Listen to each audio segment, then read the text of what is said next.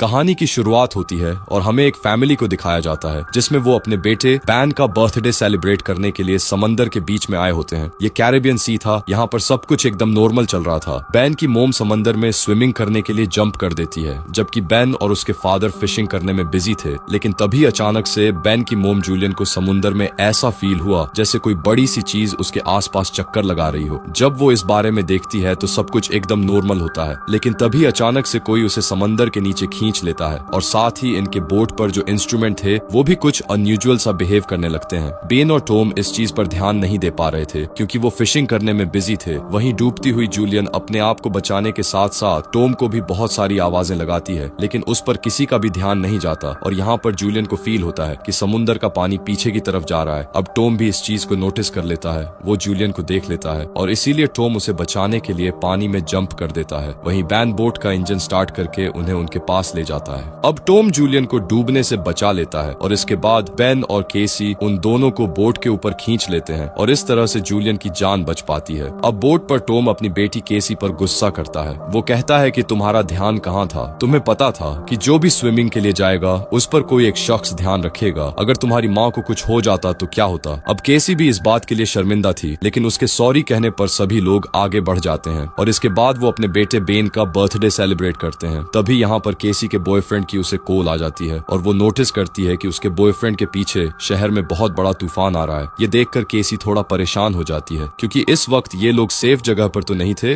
ये बात वो जाकर अपने मोम डैड को बताती है, जिसके बाद ये लोग अपनी बोट की सेफ्टी चेक करने लगते हैं। जो चेक करते हुए ये लोग नोटिस करते हैं कि बहुत सारी वेल्स और शार्क इनकी बोट के आसपास मंडरा रही हैं और टॉम जानता था कि वेल या शार्क ऐसा किसी बड़े भयानक तूफान के आने से पहले ही करती है। अभी ना आने वाले भयानक तूफान का अंदाजा तो हो ही चुका था, लेकिन इससे पहले इन्हें इन शार्क से निपटना था। लेकिन तभी इसी दौरान इनकी बोट को एक जोरदार झटका लगता है, जिसे चेक करने के लिए टॉम नीचे पानी में जाता है। वो देखता है कि बोट के नीचे एक बहुत बड़ा डेंट आ चुका है जो कि जरूर किसी बड़ी शार्क ने दिया था। ये चेक करने के बाद जब टॉम वापस आता है तो वो बुरी तरह से जख्मी होता है और ये देखकर जूलियन उसके जख्मों पर स्टिचेस लगाती है। यहाँ पर टॉम अपनी फैमिली को बताता है कि शार्क के दिए उस डेंट की वजह से हम बोट को आगे नहीं ले जा पाएंगे और अब इनके पास सिर्फ यही ऑप्शन रह गया था कि ये किसी को मदद के लिए बुलाएं, लेकिन सिग्नल भी नहीं थे। अब इस मुश्किल वक्त में टॉम अपने खाने पीने का सामान चेक करता है। उनके पास सिर्फ 4 दिन तक पीने का पानी था, लेकिन उन्हें इस बात की तसल्ली थी कि ये लोग एक शिपिंग रूट पे थे और यहाँ से कोई न कोई शिप इन्हें गुजरते हुए देख लेगा। अब इनकी इन्हीं बातों के दौरान इन्हें बाहर से एक जोरदार आवाज सुनाई देती है। जब इन्होंने बाहर जाकर देखा तो एक बड़ा सा मेट्रॉइड इन्हीं की तरफ आ रहा था। वो इनकी शिप से टकरा सकता था और उससे बचने के लिए टॉम जल्दी से अपनी बोट का इंजन स्टार्ट करता है, लेकिन वो जानता था कि अगर उसने ऐसा किया तो उसकी बोट बर्बाद हो जाएगी और ऐसा ही होता है। इनकी बोट का इंजन बर्बाद हो गया और दूसरा मेट्रॉइड भी इनकी तरफ बढ़ने लगा। अब अपने आप को बचाने के लिए ये लोग कुछ और कर नहीं सकते थे, इसीलिए ये बोट के निचले हिस्से में जाकर लाइफ जैकेट पहन लेते हैं। इसके बाद इन लोगों को एक जोरदार आवाज सुनाई दी और ये सभी बेहोश हो जाते हैं। जब इन्हें होश आया तो ये लोग पाते हैं कि ये लोग जिंदा थे। हालांकि इन्हें चोटें जरूर आई थी, लेकिन हैरानी की बात ये थी कि अब इनकी बोट के अंदर एक बहुत बड़ा छेद हो चुका था, लेकिन उससे पानी अंदर नहीं आ रहा था। अब जब ये पूरा परिवार अपनी बोट से बाहर आकर देखता है तो ये नजारा देखकर हैरान रह जाते हैं। इनकी बोट के आसपास जमीन पर मछलियां पड़ी थी और इनकी बोट एक पथरीले पहाड़ जैसे इलाके में थी, जैसे कि ये लोग किसी दूसरे ग्रह पर आ गए हों। ये जगह पूरी तरह से बदल चुकी थी। जहाँ कल रात तक पानी था वो जगह अब ऊंचे ऊंचे पहाड़ों और गड्ढों की तरह दिख रही थी। अब टॉम जल्दी से अपना कंपास निकालता है और डायरेक्शन देखने लगता है और वो समझ जाता है कि जरूर जमीन के साथ कुछ गड़बड़ हुई है। जमीन के पोल चेंज हो गए हैं। नॉर्थ पोल की जगह साउथ पोल आ गया था, जबकि साउथ पोल की जगह नॉर्थ पोल चला गया और इसीलिए जहाँ पर पहले लोग बसते थे, जहाँ पर जमीन थी, समंदर का सारा पानी वहाँ पर चला गया था और अब समंदर की जगह जमीन बन चुकी थी। और इस चीज का पता लगने के बाद ये सब लोग हैरान रह गए। एक और भयानक बात टॉम ने इन्हें ये बताई कि इस सब के बीच जो इंसान जिंदा जमीन पर थे वो सब मारे गए होंगे। अब केसी इस बात से बहुत ज्यादा डर जाती है। वो अपने आप को केबिन में बंद कर लेती है। खैर अब जूलियन यहाँ पर अपने बचे कुचे खाने को इकट्ठा करने लगती है और टॉम सारे बर्थडे के बैलून हवा में उड़ाता है ताकि अगर कोई जिंदा हो तो उन्हें देख ले। इसके बाद टॉम रेडियो के जरिए किसी से कांटेक्ट करने की कोशिश करता है। उम्मीद तो उसे ये थी कि सामने से कोई रिस्पॉन्स नहीं आएगा, लेकिन हैरानी की बात थी कि उसे रिस्पॉन्स मिलता है। ये रिस्पॉन्स उसे एक कैप्टन ने दिया था और वो भी समंदर के शिफ्ट होने की कहानी जानता था, क्योंकि वो भी टॉम की फैमिली की तरह अपनी सबमरीन में था। कैप्टन टॉम को बताते हैं कि अर्थ के जो पोल चेंज हुए हैं वो तकरीबन 1 हफ्ते में फिर से अपनी जगह वापस आ जाएंगे। यानी कि एक हफ्ते बाद समंदर वापस अपनी जगह पर आएगा और उस वक्त इसकी लहरें बहुत खतरनाक होंगी। इसीलिए कैप्टन टॉम से कहता है कि तुम कोई ऊंची सी जगह देखो और वहां पर चले जाओ, क्योंकि वहां पर तुम्हारे बचने के चांसेस ज्यादा होंगे। ये बात सुनते ही जूलियन फौरन अपने बच्चों से पैकिंग करने के लिए कहती है। टॉम कैप्टन से बोलता है कि आपकी सबमरीन के अंदर भी बचने के चांसेस ज्यादा हैं, तो क्या आप मेरे बच्चों को रख लेंगे? कैप्टन कहता है कि जरूर, मैं ऐसा करना तो चाहता हूँ लेकिन मैं कर नहीं सकता, क्योंकि मेरी सबमरीन के अंदर मेरा एक साथी मारा गया है और यहाँ पर सिर्फ 2 लोगों की ही जगह है। मैं एक आदमी तो रख सकता हूँ लेकिन फिर भी एक बाहर ही रहेगा। अब यहाँ पर टॉम कैप्टन से रिक्वेस्ट करता है कि प्लीज आप मेरे दोनों बच्चों को किसी तरह से रख लें, इसके बदले में आप जो कहेंगे मैं आपके लिए करूंगा। और अब इसीलिए कैप्टन उसकी बात मान लेता है। इसके बाद टॉम उस सबमरीन की लोकेशन का अंदाजा लगाता है और वो अपनी वाइफ को बताता है कि हम सिर्फ 2 दिन में वहां तक पहुंच जाएंगे, यानी कि समंदर का पानी वापस आने से पहले हम अपने बच्चों को सही सलामत वहां तक पहुंचा सकते हैं और इस तरह से हमारे दोनों बच्चों की जान बच सकती है। अब अगली सुबह ये पूरी फैमिली अपने सफर के लिए तैयार थी। तभी टॉम देखता है कि दूर से एक अजीब सा आदमी अपने डॉग के साथ इस तरफ ही चला आ रहा है। टॉम देखता है कि वो आदमी जख्मी था, इसीलिए उसने उसकी मदद करनी चाहिए। वो उसे पानी भी देता है। उस आदमी ने टॉम का पानी पीने के बाद उसका शुक्रिया कहने के बदले उस पर ही अटैक कर दिया और ये चीज दूर खड़ी जूलिया भी देख लेती है। वो आदमी अपने पास में पड़े हुए चाकू से टॉम पर हमला करके उसकी जान ले लेता है। अब अपने हस्बैंड को तो वो नहीं बचा पाई, लेकिन जल्दी से वो बोट के अंदर जाती है और केबिन में अपने दोनों बच्चों को लॉक कर देती है। इसके बाद वो केसी को एक फ्लेयर गन देती है और कहती है कि इसका यूज तभी करना जब बहुत ज्यादा जरूरत हो। अब ये बात कर ही रहे थे कि वो आदमी इनकी बोट तक भी पहुंच जाता है और उससे बचने के लिए जूलियन वॉशरूम के अंदर चली जाती है और यहाँ आकर वो अपने जख्मों को सीना शुरू कर देती है। अब यहाँ पर वो किलर इनकी बोट पर छानबीन करना शुरू कर देता है और जैसे ही उसे यहाँ खाना मिलता है वो खाना शुरू कर देता है, जिससे लग रहा था वो पिछले कई दिन से भूखा है। खाना खाने के बाद जब वो जूलियन को देखने गया तो पाता है कि यहाँ से आवाज आ रही है, लेकिन वो केविन खाली था। दरअसल जूलियन बोट में हुए छेद से निकलकर यहाँ से भाग चुकी थी, लेकिन उस आदमी का जो डॉग होता है वो जूलियन को देख लेता है और अब मजबूरी में जूलियन को उस डॉग को चुप कराने के लिए उसे मारना पड़ता है और वो खुद बोट के नीचे छिप जाती है। हालांकि वैसे तो वो उस किलर को नहीं मिल पाती, लेकिन जब वो अपने डॉग को मरा देखता है तो वो समझ जाता है कि जूलियन बोट से बाहर है। अब जैसे ही वो उसे पकड़ने के लिए बोट से नीचे उतरता है तो जूलियन वापस बोट के ऊपर जाकर एक टूटे हुए शीशे को अपना रास्ता बनाते हुए फिर से बोट के अंदर आ जाती है। लेकिन थोड़ी ही देर में यहाँ पर जूलियन फिर से उस आदमी के हाथों पकड़ी जाती है। वो उसे उसके बालों से पकड़ के उसे खूब पीटता है। वो जूलियन का गला दबाने लगता है। अब वो किसी तरह से खुद को बचाने के लिए उस किलर से लड़ने लगती है।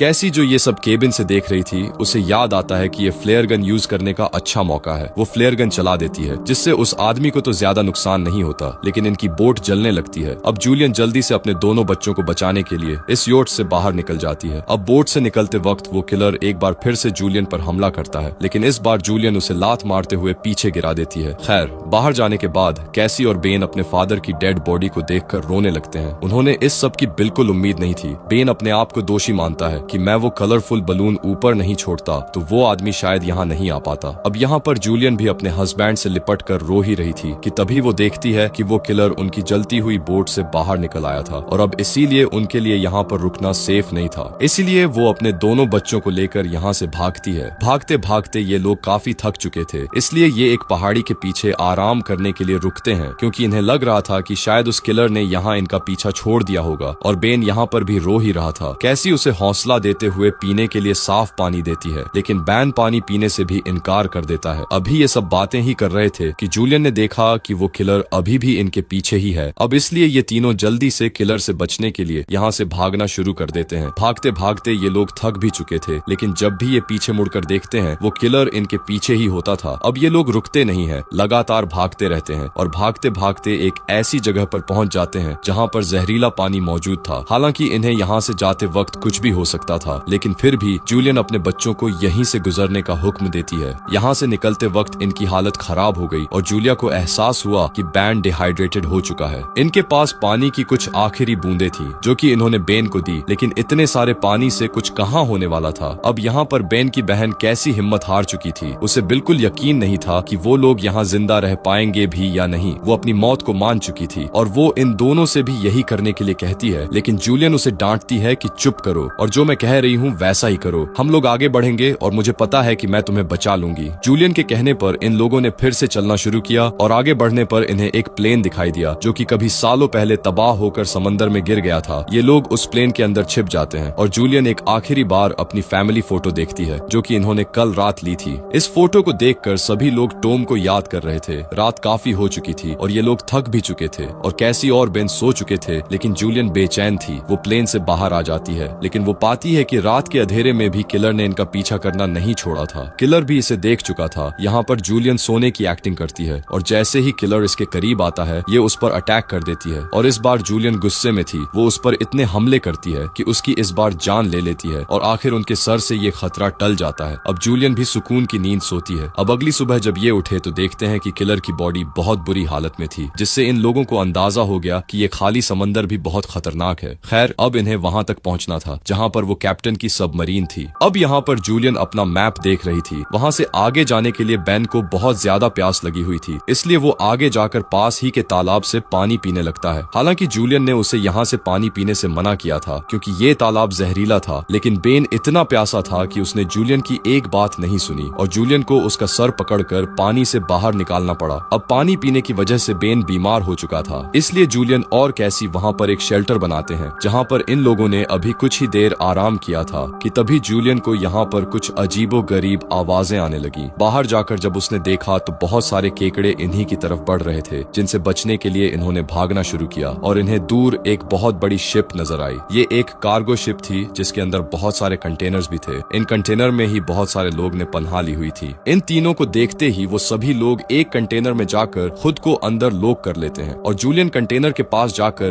गिड़गिड़ाने लगती है। वो दरवाजा खोलने की भीख मांगती है। केकड़ की एक बड़ी भयानक सेना इनके पीछे थी। अब उनसे बचने के लिए जूलियन और उसके दोनों बच्चे कंटेनर के ऊपर चढ़ गए। अब जूलियन जैसे ही ऊपर चढ़ती है क्रेब उसे काट लेता है, लेकिन वो किसी तरह से उसे हटाकर ऊपर चढ़ जाती है। अब केसी अपने जख्म को अपने स्कार्फ से बांध लेती है, जिसके बाद वो बेहोश हो जाती है। जिसके बाद केसी और बेन देखते हैं कि वो क्रैब्स उस कंटेनर को काटते हुए उसके अंदर चले गए और उसके अंदर मौजूद उन लोगों पर इन केकड़ ने हमला कर दिया। अब वो लोग अपने पास मौजूद हथियारों से इन केकड़ों को मारने की कोशिश तो करते हैं, लेकिन केकड़ों की तादाद ज्यादा थी। ये लोग उनके सामने नहीं टिक पाते। खैर अब अगली सुबह जूलियन को होश आया। उसने पाया कि उसके दोनों बच्चे यहाँ नहीं हैं। वो बुरी तरह से डर गई क्योंकि ये इतनी खतरनाक जगह थी कि यहाँ कोई भी आसानी से मर सकता था। अब जूलियन उन्हें खोने के डर से रोने लगती है, लेकिन तभी दूर से उसे केसी और बेन आते हुए दिखाई दिए, जो कि दरअसल खाने और हथियारों की तलाश में गए थे। खैर अब यहाँ पर वो केकड़े भी नहीं थे क्योंकि वो आगे जा चुके थे। अब ये देखकर जूलियन की जान में जान आती है। अब जूलियन अपने केकड़े के कांटे जख्म को ठीक करती है, जबकि बेन अपने इकट्ठा किए हुए वेपन्स को सेट करता है। खैर अब इसके बाद जूलियन उस कैप्टन से कांटेक्ट करती है, जिस पर वो बताता है कि मेरे ऊपर भी किसी क्रीचर्स ने अटैक कर दिया है और अब मैं बहुत ज्यादा जख्मी हूँ, मैं तुम्हारी मदद नहीं कर सकता। और साथ ही वो जूलियन को ये भी बताता है कि अब समंदर का पानी वापस फिर से अपनी जगह पर आने वाला है और इसीलिए ये समुद्री क्रिएचर फिर से यहाँ वापस आ गए हैं। वहीं अब इन लोगों को ये भी नहीं पता था कि उस सबमरीन तक जाने के लिए इन्हें कौन सी डायरेक्शन में जाना है, क्योंकि इस भाग दौड़ में इनका मैप भी कहीं गिर गया था। इसीलिए कैप्टन अपनी फ्लेयर गन से हवा में फायर करता है और बैन उसे देख लेता है। ये लोग अब तेजी से सबमरीन की तरफ बढ़ने लगते हैं, लेकिन अब इन्हें वहां तक पहुंचना नामुमकिन लगने लगा क्योंकि वहां पहुंचने तक इन्हें एक टॉक्सिक वेस्ट से गुजरना पड़ता, जहां से गुजरते हुए ये लोग बीमार हो सकते थे, इनकी जान जा सकती थी। अब कैसी को भी अपनी माँ पर शक होने लगा था कि वो इन्हें बचा लेगी, इसलिए कैसी अपनी माँ से बहस करने लगती है और जूलियन अपने बच्चों को डांटती है और कहती है कि चलो आगे बढ़ो। और वहां से आगे बढ़ते हुए इनकी किस्मत एक बार और धोखा देती है। वहां पर लैंडस्लाइड होने लगती है, जहां पर जूलियन जो सबसे पीछे थी उसके आगे एक बड़ा सा पत्थर गिर गया।